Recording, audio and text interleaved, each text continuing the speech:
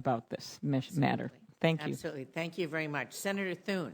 Thank you, Madam Chair. Thank you, the distinguished ranking member, for holding this hearing. It is important. It's timely.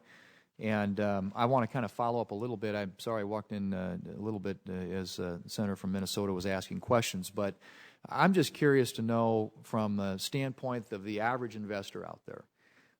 When the meltdown occurred in 2008, we enacted these reforms. Dodd-Frank was supposed to make sure that investors were protected, that these types of things that have been done in the past would be prevented from happening again.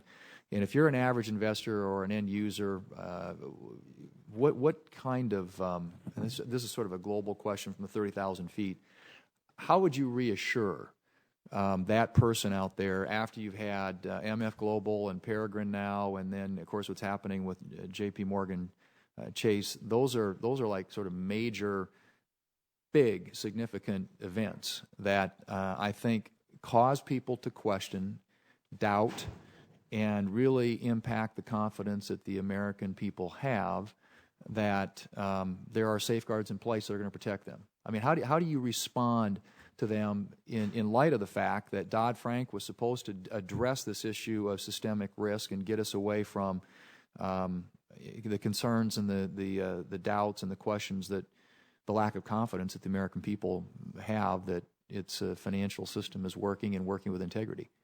And Senator, I would certainly add to that this recent matter with Barclays and LIBOR, which was not honest reporting and not with integrity, in essence.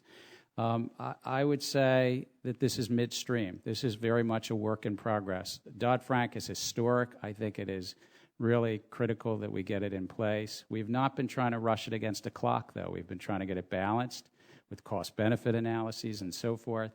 But it is time to get it done. I think that we still have much work to do at the CFTC, both in the futures and in the swaps area. There's going to be greater transparency starting this fall, that the public will see these transactions in the swaps markets. We have greater customer protections, but just as this Peregrine circumstance showed when somebody attempted to rob the bank, basically. I mean, this was like a bank robber with falsifying statements and taking $200 million approximately.